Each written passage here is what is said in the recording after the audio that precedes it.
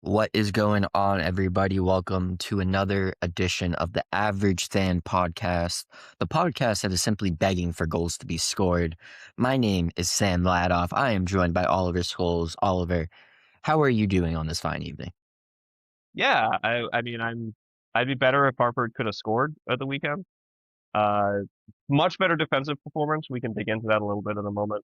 Um, I will say it was just one of those nights for me where I was like, man, that was probably fine, but I could have watched that on my TV.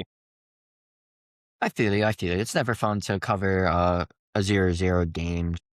You want to see some scoring, even if it's not necessarily the home team. Obviously, you want the home team to get 3 points.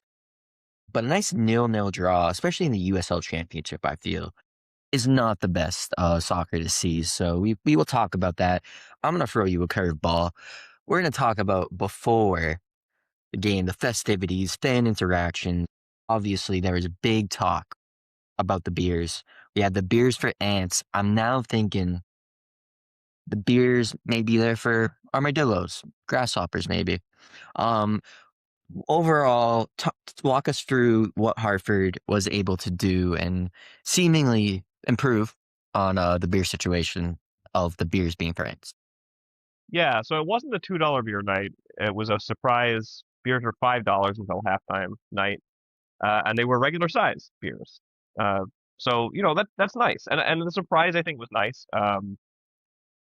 Fans who were there appreciated it. Uh, I'm not sure how good a marketing strategy that is, but I think it certainly uh, was a nice gesture for the fans who show up every week. The people who are there, regardless of the fact that it's not particularly nice weather, regardless of the fact that the team's not exactly lighting it up at home right now.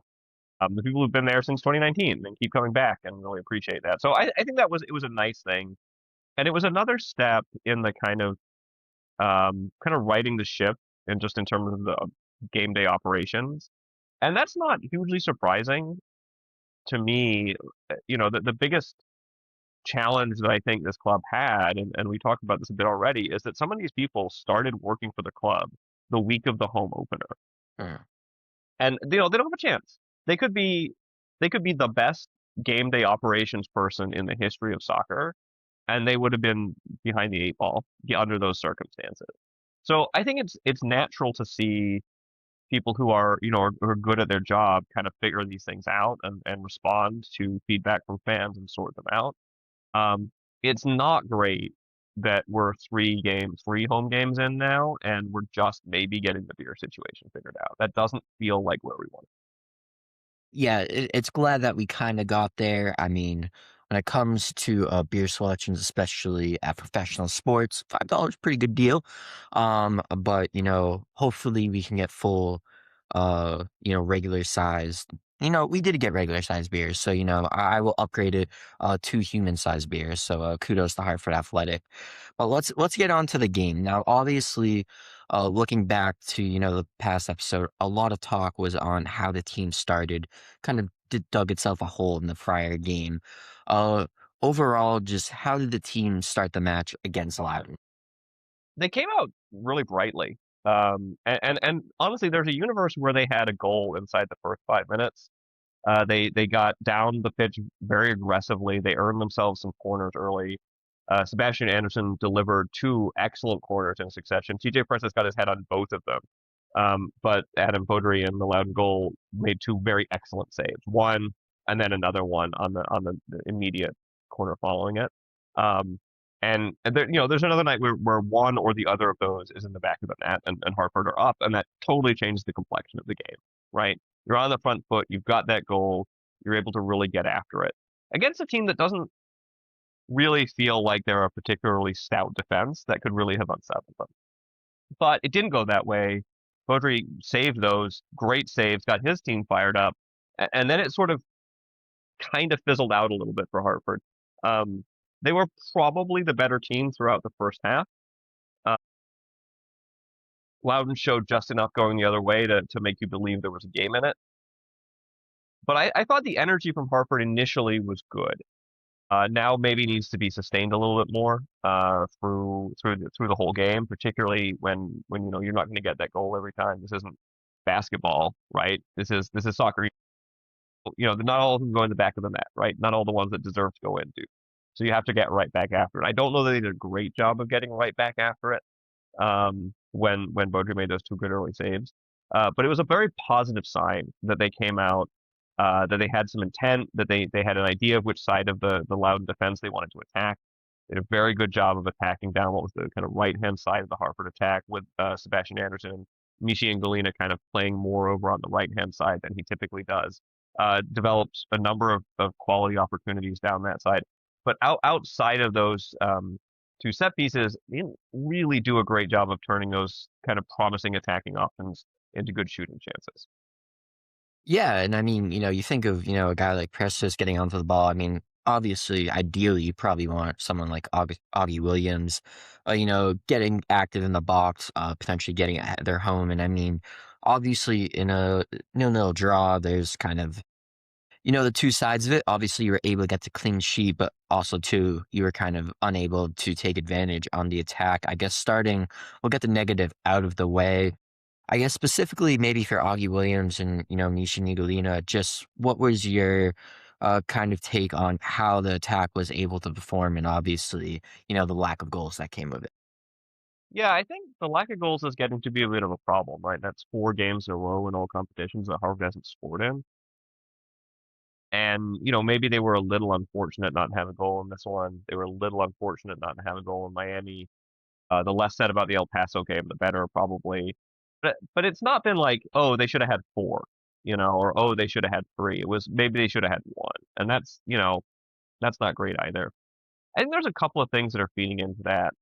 One is simply the availability of all of the players that Brenden Burke kind of imagined when he was drawing this up in the offseason. Emmanuel Samaria is still not available, and from what I'm hearing, it might be another month if he's available at all.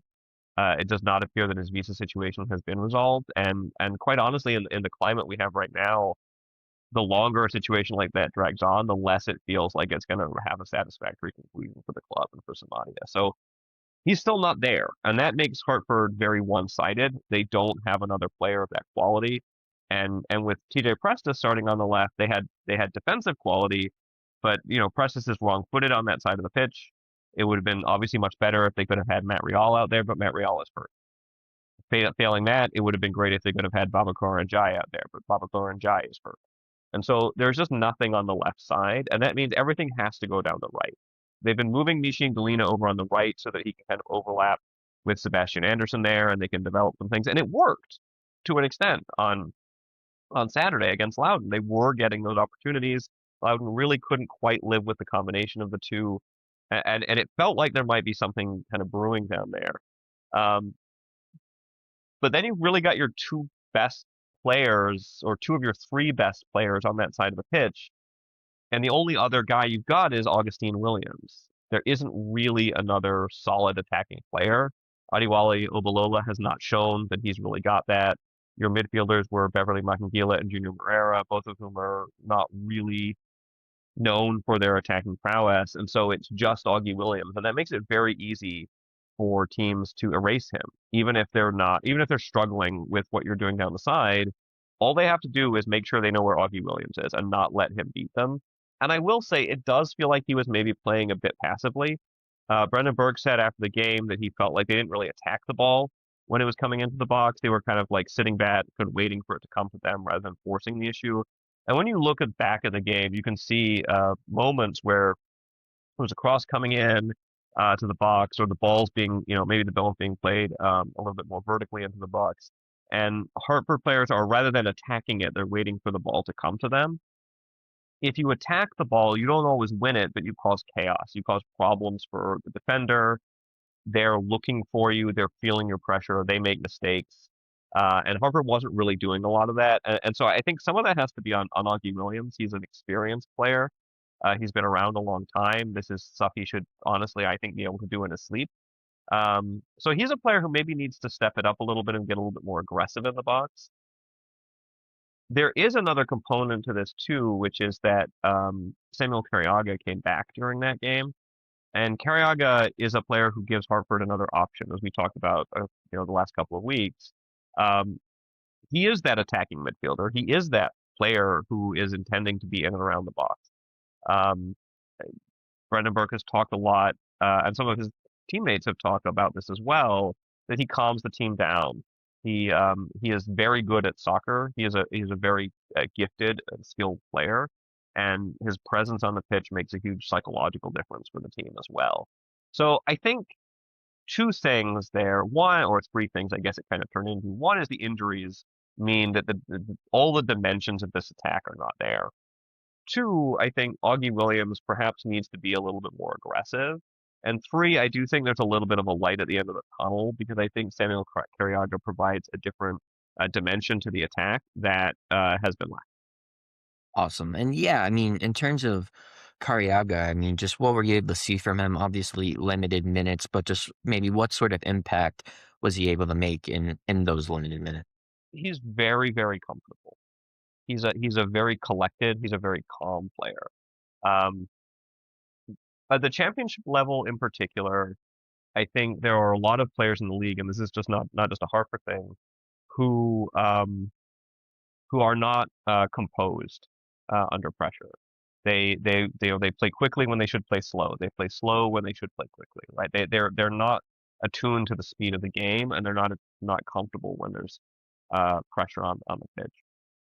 Careaga is very attuned to the speed of the game, and even in just limited minutes on Saturday, you could see this. And if you go back to the 20 minutes he played in the opener in Jacksonville, you could see it there too. He is very attuned to what's going on the pitch. He knows when he doesn't miss his press triggers. He knows when to press. That turned into a goal in Jacksonville in the season opener. He was part of the press. He knew exactly where it needed to be. I think it was Sada Anaku put the pressure on the Jacksonville defense, and Careaga was in the right place because he was where he was supposed to be because he was very attuned to what was happening in the game. And we saw a little bit of that, honestly, on Saturday, even in just that brief cameo, that he knew where he was supposed to be. There were a couple of times where he, maybe wasn't quite on the same page as his teammates. You could say he made the wrong pass or his teammate made the wrong run. That will come, right? These guys have not been training a ton because of his injury, so there's a little bit of, refamiliarization that has to happen. But you could see that he is comfortable with the speed of the game. He is comfortable with the pressure of the game. And that makes an enormous difference because if you're out on the pitch and the guy next to you is panicking or the guy next to you is making bad decisions, it's very easy to be infected by that. And if the guy next to you is calm and not making bad decisions no matter what, it's very easy to pick up on that as well and to play into the rhythm. So I think there's a difference that Careaga makes that goes beyond necessarily just his technical skill, although he's a very skilled player, but psychologically he makes it.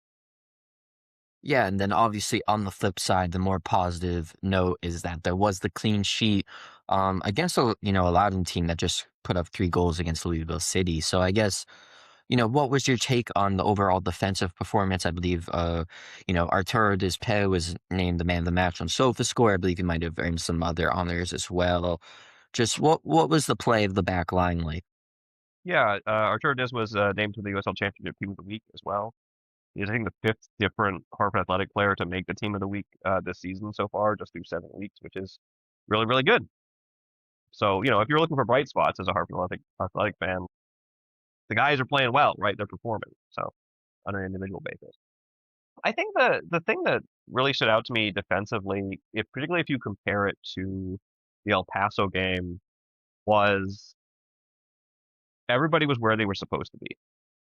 I, there were the experiment with Sadat Anaku at wingback obviously did not work, and even though TJ Prestis is wrong-footed on that side of the pitch, he's where he's supposed to be. There were no defensive breakdowns. There were very limited errors. They've covered very well. I think if you're looking by expected goals, I think only one of Loudoun's 9 shots was rated good by expected goals, and I think 7 of them were poor. Right, so they were not able to take good opportunities. They were really being crowded out from good shots, and that's something Harvard did not do particularly well against El Paso. They gave El Paso a lot of very good opportunities, and that was a big improvement. But honestly, more than anything, there was a focus to it, right? Like if you lose focus in this game for for 1 second, you can really be in trouble, and you have to maintain your focus for 90 minutes. And they really maintained their focus very, very well. Loudoun have some very skilled players. They were obviously without Jack Peniotu, who I believe is injured. Marcos Diaz went off with an injury as well. So they were missing some guys who can kind of hurt you in that way. Um, but Thor Olfarsson was on a tear coming into this game. Not really in the game at all. He had a half chance late that would probably have been goal of the week if it had gone in. But outside of that, he was not really in the game in a meaningful way. And I think that was down to Hartford playing with a lot of focus, and that's what they have to translate against RAFC and going forward. Yeah, I guess just kind of wrapping up, maybe it's just my Revs warped brain, but there's always a lot of talk about substitution patterns. Specifically under Caleb Porter, there was a lot of talk about it, and just looking at the subs, obviously you have Hernandez come on and Careaga, but you have guys like Barry Coffey not getting appearances. You have Christos not making an appearance. And then, forgive me if, SofaScore has it wrong, but I believe Sadata Naku doesn't even make the bench. I guess, what do you make of, maybe the lack of substitutions when you do have guys who are looking for fitness? And, it's maybe particularly too, if, the Nako is true, Sadat Naku, didn't make the bench. Just what do you make of that after his recent performance? Yeah, so we'll start with Sadat Anaku because I heard that he maybe picked up a little injury. Um, I wasn't able to confirm that, so the pinch of salt and all that. I think obviously after the last game, I said Brenden Burke isn't sentimental. I think in this case he mostly stuck with his guys. I think if it's the case that Sadat Anaku has an injury, then that's the reason he wasn't in the lineup, and there's nothing to it. Um, but one thing Burke has tended to do in his time here in Hartford is he plays the game like he still only gets 3 subs. Like he really does. And I don't know. Uh, I think there is still a period of adjustment among managers, particularly managers who came up in the 3 subs era. Um, what does it mean to have 5 subs? There's like how do you utilize those substitutions now that you have so many of them? And there's conversations you hear from managers about should the game transform in the way that Major League Baseball, for example, has transformed, right? The death of the starting pitcher in Major League Baseball, right? The idea that you have kind of like an opener and you use more of your guys throughout the game, right? Rather than like dedicated starter and a dedicated closer, and those guys are kind of mostly filling out the innings for you. Should soccer teams take a similar approach where you bring a guy on who starts, but your intent is to take him off at half an hour, or your intent is absolutely they will only play 45 minutes, and that's a tactical decision. And these are things I think are still working themselves out. Um, it is very rare for Burke to use all of his substitutions. Um, he builds his roster around guys who can play 2,500 minutes a season. He fully expects them to do that. Is that the best decision, particularly as the game evolves? I don't know. Would you be better served by having more guys that you felt could give you half an hour or 45 minutes, and you were willing to give them that run out on a more regular basis?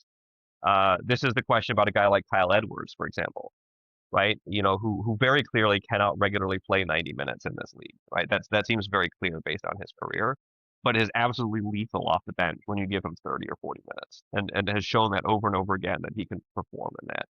Is that the direction that the game is really going? That it's not super subs anymore, but you have more of these guys with limited minutes and a substitution pattern that reflects that. It doesn't appear that Brenden Burke believes in that. He believes in most of your guys are going to go 90 minutes and you're going to make a few tactical substitutions as the game unfolds. So I was not terribly surprised to only see 2 substitutions from him. Um, I'm not sure that Barry Coffey was actually 100% fit on Saturday. Um, Possibly not truly available despite being on the bench. I think Christos Hadjipaskalis does not appear to be settling in the way that the club had maybe hoped. He has not really earned a lot of minutes. Um, I wouldn't be surprised as the roster fills out and more of these guys return to health and are fully available if maybe he drops out of the 18. It's hard to say. Actually, the one thing I was a little bit surprised by was that Sagan was on the bench and he was not brought on. I thought he might get another 10 minutes or so. Um, who knows why that was the case? Don't think it was obvious that the team was really um, lighting it up, and maybe they could have given him a run out there. But overall, I wasn't surprised. It just seems to be who Brenden Burke is. But I do think it's a really fascinating question that is not really resolved. And you see a lot of chatter about, should managers begin to change their tactical approach in the era of five subs to do some different things. And I'm not sure that Brenden Burke is necessarily going to be an innovator in that regard. Brenden Burke and Bruce Arena, one and the same. But before we head on to the Rhode Island game, I do want to touch upon it because, like you mentioned, there maybe is the potential that Barry Coffey wasn't, truly available. Definitely someone who is still recovering from injury. I mean, we've talked about it before, specifically about last season, just how injury riddled and just how constrained the roster was. I mean, how do you feel it reflects on the organization that, someone like Barry Coffey, who, maybe not truly is available, who still is recovering from an injury and might not actually be match fit, is still having to, make the game day roster? And is there, maybe any potential for, one or two players to be added to the roster, even considering the fact that, there are some injured guys in that they should hopefully be coming into the fold? Yeah, I think there will be one more addition. It's my understanding that the club is looking for another player, uh, probably more in that kind of Sagan mold. We're looking at a teenager coming in from abroad who is maybe not going to be not anticipated to be an everyday player, but one for the future. Um, the team did permanently sign Galen Flynn, who had been on a short-term contract. He's an outside back, primarily a right back. He showed enough that Brenden Burke was happy to keep him around rather than kind of go back out to market and see if there was anything else more appealing as cover at that position. So there might be another addition. I think the bigger picture here, though, is that, once again, we're in the early stages of the season and it just doesn't feel like the club really got it right in the off season, right, in terms of their preparation.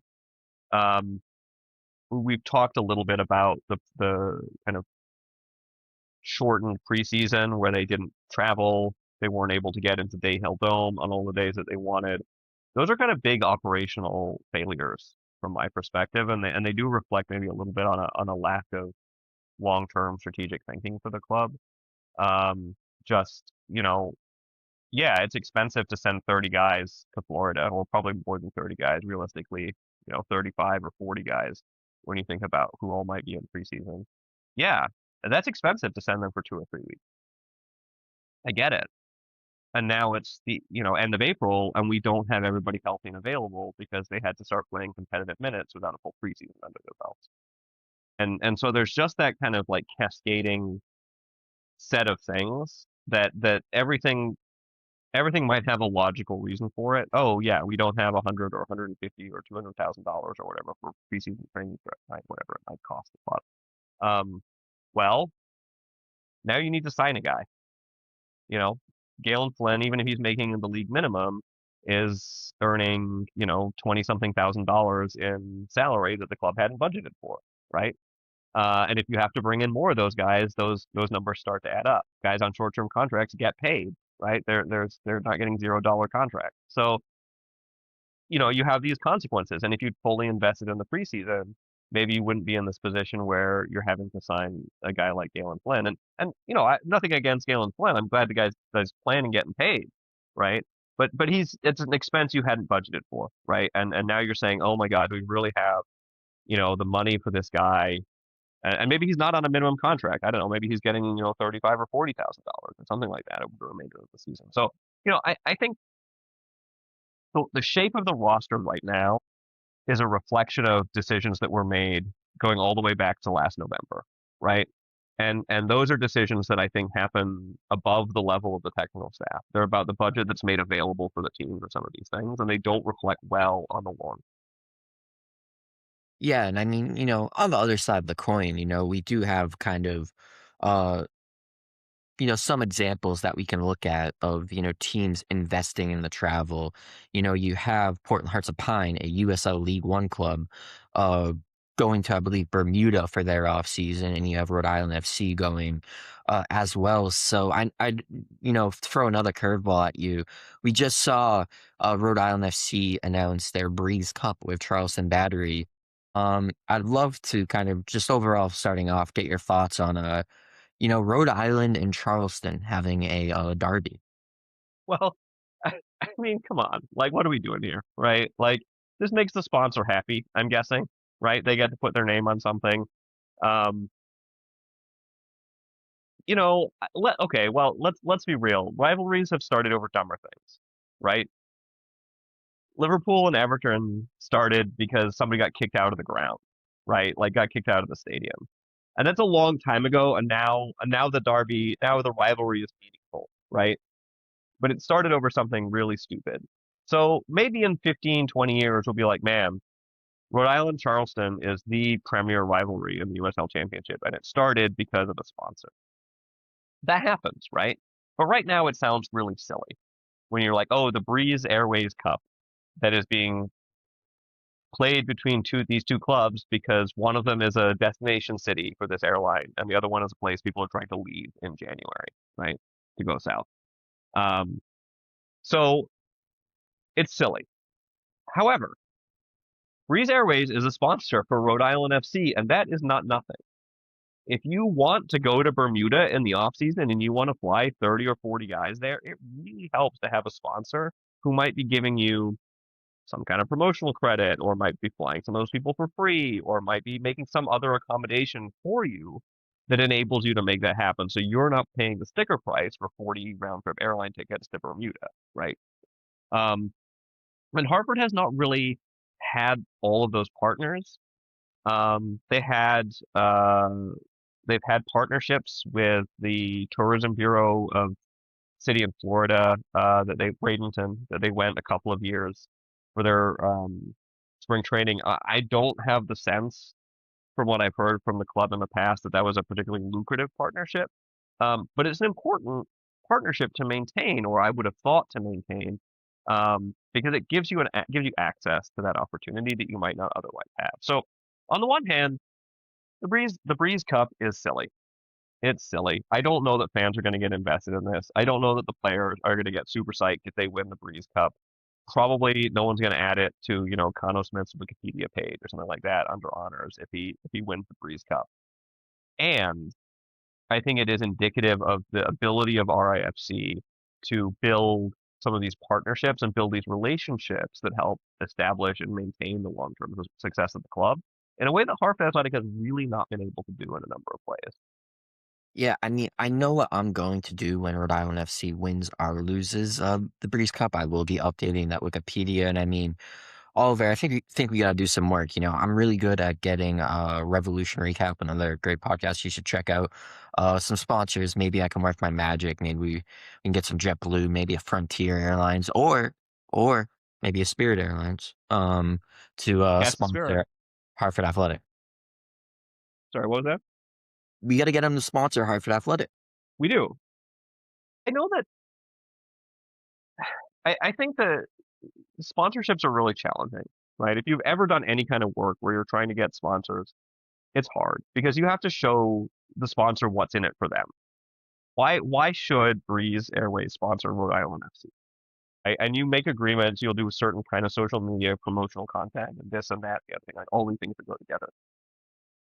But you also have to pitch them something that feels like a good experience. And I think one of the differences between Hartford and Rhode Island is that you can pitch Centerville Bank Stadium to people, right? The other example I'll use, if you're from the Hartford area and you've been to Dunkin' Donuts Park, sorry, it's just Dunkin' Park. We don't do the donuts anymore. It's a great place to watch a minor league baseball game. You can get one of the hospitality suites for a couple of $1,000 for a game, which if you're looking to entertain, you're a company and you want to bring your clients or you want to bring vendors or whatever, it's a great opportunity. It's not particularly expensive, and it feels good, right? And if you're the Hartford Yard Goats and you're looking for sponsors, and you say, if you sponsor at this level, we'll throw in 10 home games worth of the hospitality suite. It really sweetens the pot, right? And Harvard Athletic has tried to do something similar with the kind of Liberty Bank suites at one end of the stadium. And I think there has been value in that, right? There was value in creating that opportunity to say to sponsors and other groups, not just to sponsors, but certainly to sponsors, hey, if you're gonna, sponsor at this level, be our partner, you can have the use of one of these suites for 4 home games or whatever it is, right? You tell us which 4 you want, sort of situation. And then they can use it as part of their employee recognition, and they can give it to the employee of the month for a night, or they can bring their vendors or whatever, right? Whatever they happen to want to do with that space, they have the use of it. And that was an idea that came when Nick Zakevich was the CEO, right? And in 2024, and that was one of his brainchildren was to create this opportunity to try and grow the sponsorship base. And what we've not really seen since then, since Nick Zakevich left, is like a consistent vision of how do we grow those sponsors so that ultimately, like, we're not just putting Trinity Health on our shirts, we're leveraging Trinity Health to provide medical care for our players, right? Now, in some cases, players are going to want to go see a specialist who's not within that network. Sure, fine, right? Like that it's their bodies, they can do whatever. But if you can work with a major healthcare provider like that to provide that basic level of healthcare for all of your employees as part of the package around putting their name on your shirts, they're putting their name on the stadium, that's really, really valuable. And those are the kind of things that go a lot further than, oh, we got $400,000 from them for the naming rights for the stadium or whatever the number ended up being. So Rhode Island FC has been doing some of those things very, very successfully. And Breeze Airways is just a really high profile, relatively high profile example of that. And Hartford Athletic has not. And there doesn't really seem to have been a consistent vision for that since Nick Sakevich left the club in 2020. Man, I never thought I'd see Oliver Scholes agree with FIFA and call for more hospitality suites, but here we are. But now let's get into the match. Obviously El Clamico, everybody always gets up for it. Obviously the last match did not go to plan. Brenden Burke didn't exactly play, a full strength 11. Forgive me if I'm getting it wrong, but it looks like we got a 2-2-2. All-time record between the squads. I guess, what do you make of kind of El Clamico so far in terms of how Hartford has been able to?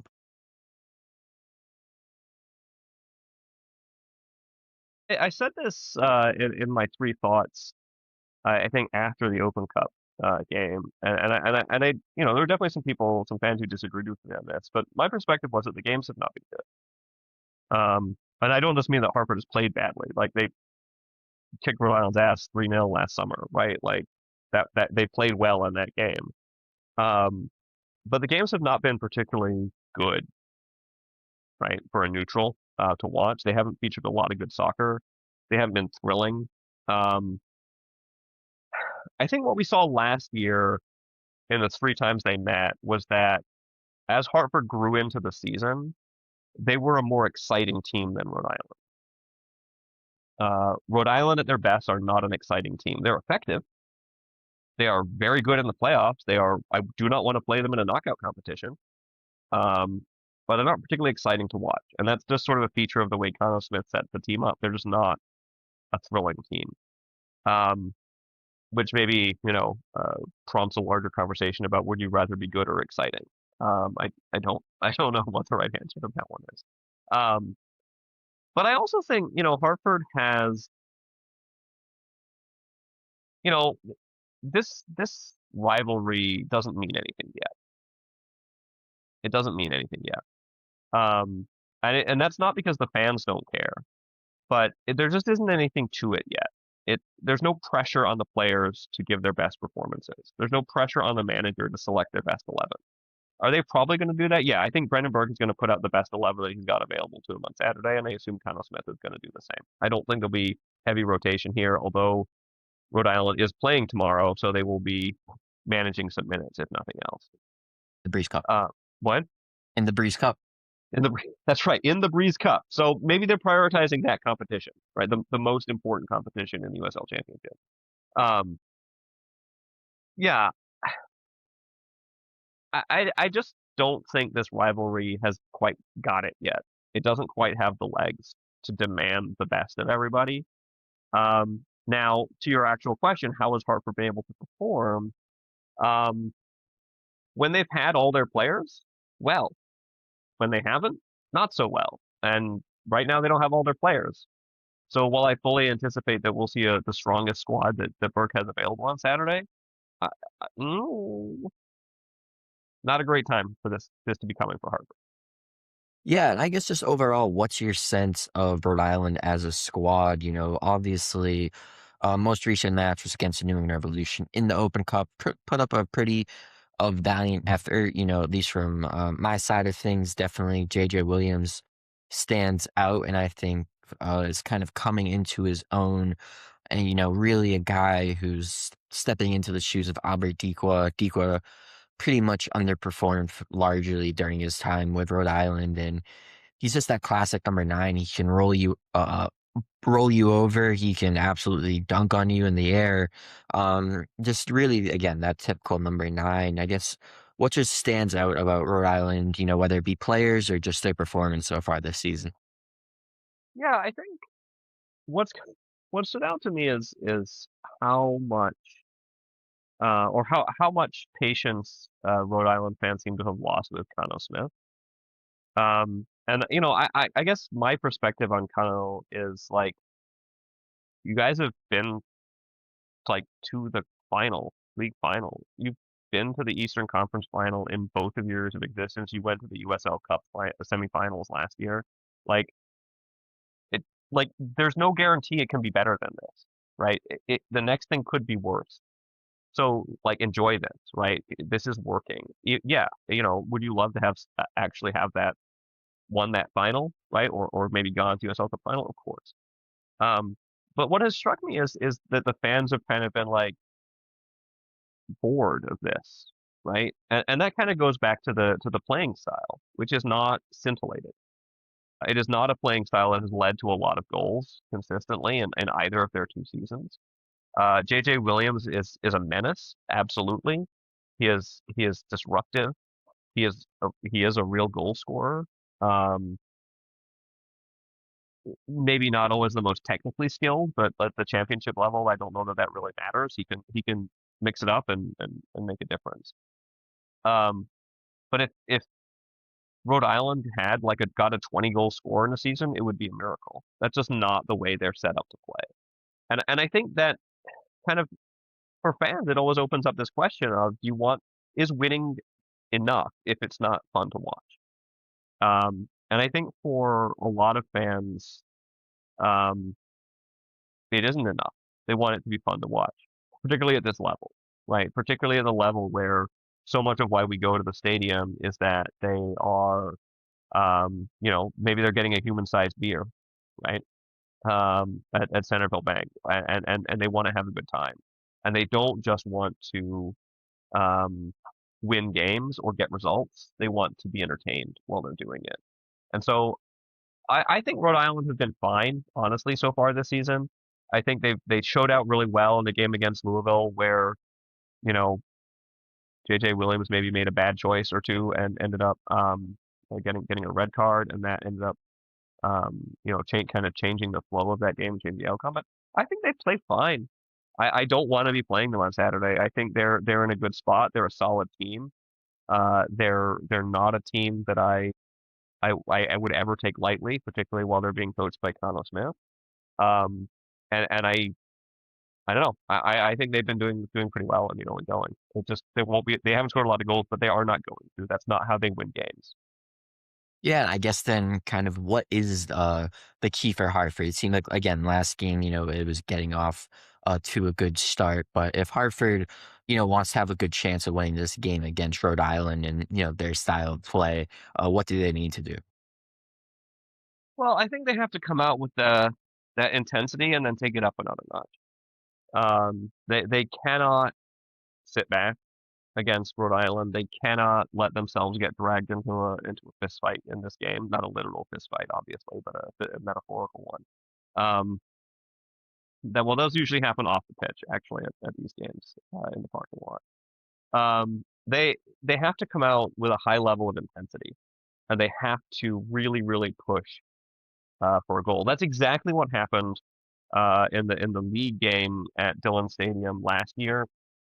Harper came out with a high level intensity, and they got an early goal, and it totally transformed the game. It transformed the flow of the game because Rhode Island do not like to play from behind.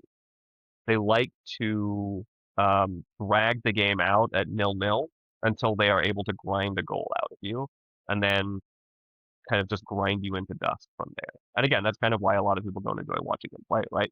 But it's very, very effective, and you cannot get dragged into that kind of game. Hartford especially cannot get dragged into that kind of game because they don't have the juice for it right now. They don't have the horses. They have to get out. I would not be surprised to see Samuel Careaga start this game, even if he's only good for 45 minutes. Get out there, get your best 11 out there, get your most dangerous 11 out there. Try and get a goal. Maybe get a second goal if the bounces go your way, but try and get a goal and put yourself in a position where you can play from on top rather than being down in the mud with RAFC. Yeah, so definitely, always a interesting match to watch. And, now I want to close something out that is not on our non-existent show notes. Wanted to start off because, Boston recently announced that it's gonna, its whole FIFA Fan Fest situation. Luckily, it's gonna be free. It will probably cost $90 to get there in Boston. Uh, but I mean, in terms of the World Cup coming up, is there any sort of, events going on in Hartford? And, do you feel that kind of the soccer community is trying to, whether it's take advantage or just simply celebrate this event? Obviously, games will be played up in Foxborough at Gillette Stadium, or is there not really, a ton going on, even though the World Cup is in the United States? Well, I think the bigger picture here is that a lot of soccer fans in America are really not feeling great about the World Cup being here under the present circumstances. And so I think there's a lot of hesitancy generally around really celebrating the World Cup. It just feels like given given America's actions in the world right now, right? Kidnapping the president of Venezuela, threatening to invade Greenland, bombing Iran, talking about invading Cuba, and that's all abroad, right? That's not even talking about the immigration actions that have led to the murder of American citizens and others across the country. A lot of people are just not feeling good about the World Cup, and so there's just this not particularly high level of enthusiasm for it in general. And there's obviously people who are saying that we should boycott it, that FIFA should pull it out. FIFA's not going to pull games out of America, right? That's never going to. But that people should not go to the games, people should not watch the games, people should not go to the fan fest, like all of these things. And so I think even for clubs that would be really inclined to try and promote activity, promote parties, promote watch parties, all those things, there's this hesitancy because a lot of fans are like, don't do it. We're not interested. We don't want to do this thing that we feel like is supporting, right, this incipient wannabe fascist dictatorship in this country. Hartford did announce earlier this year something that they were calling like a summer of soccer. They had a launch party for it, which they didn't tell they didn't tell me about. Maybe they told other media about it. Maybe they told real media about it. They might have told NBC. And then there's kind of been radio silence on that, right? It hasn't been like a whole bunch of rollout, like, oh, what does this mean? What's happening? What's the summer of soccer involved? And I think this kind of connects to the earlier point I was making about Hartford. It's just like, where's the vision for community building? Where's the vision for, um, you know, relationship building with the people in your community? It just doesn't seem to be there. The club used to send players to the schools, right, to do events. And they used to post about it on social media, and you'd see Instagram reels and all of this stuff of players giving motivational talks or reading to the kids or doing these other things. And that has been absent right now, right? It hasn't been happening. Um, you know, some of that I think has been that marketing and communications for the club was absolutely decimated over the last 10 months. There were, I think, actually the last time that Hartford played Rhode Island last season, that was a July game. I think there were 5 people in marketing and communications at that time, and 4 of them have subsequently left the club. and two of those positions were only filled in the immediate weeks prior to the home opener, right? Going back to kind of that, like these guys are behind the eight ball now. So some of that is that, right? Like, yeah, do you want to post about? Do you want to make sure players go to the school and participate in these activities and then post about it on social media? Sure. Who's going to coordinate that right now? I don't know, right?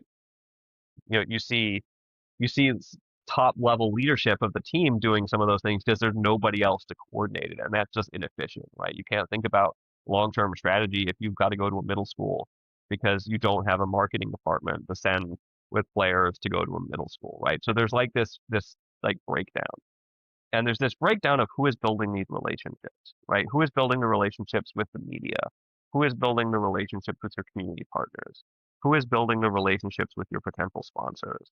And there just don't seem to be enough people, and there doesn't seem to be enough continuity in those things to make that really work. So, how is Hartford going to celebrate the World Cup? I don't know if they know right now because I don't know if they are able to look as far ahead as July or June. And like June is not very far to be looking ahead. Exactly, Hartford. If you need help, hit us up. But also too, I wanted to touch on Connecticut's favorite club, Connecticut United. They lost another game. You don't need to talk about that. But there is an interesting thing that they did. They're the first independent MLS Next Pro club to strike a local broadcasting deal. They had their first game on WWAX TV. Oliver, you are a Connecticut expert. You can tell me about WWA TV and what that is, but also too, just obviously, USL kind of has this, deal with ESPN Plus and what have you. Do you feel that Hartford could potentially benefit from having, a similar sort of deal? And if there, already isn't any for kind of local broadcasting of Hartford athletic games? Yeah, so WWAX is a relatively new local TV venture. And they actually are also partnered. They're Harvard Athletic, I think, moved to WWAX from, I think they were previously on WFSB. Um, so clearly WWAX is moving into the like local sports market, right? Like that's something they're prioritizing as a business venture. And so it makes sense, right, for both of these clubs to kind of move in that direction. If this is a broadcast partner that wants to prioritize local sport and maybe even has a particular interest in soccer, who knows? Um, that makes sense. Um, I think from a Harvard athletic perspective, uh, the problem that this club has with broadcast is that the big broadcast deal is the national one. It's the ESPN or it's CBS or it's whoever. And the USL has had a very fragmented approach to its broadcast arrangements over the last few seasons. There are games that are on ESPN Plus. There are games that are on CBS Galazzo Network, right? There are games that are on CBS Sports Network, and there are games that are only available on Paramount Plus or on CBS linear television, right? And that's catastrophic for fans. You have to have two pay services and possibly also have cable if you want to watch any appreciable amount of soccer.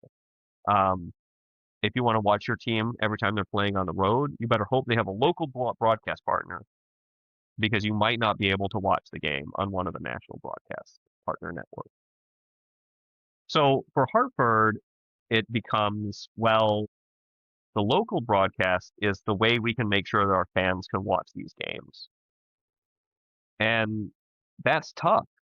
There's not a lot of airspace for sports.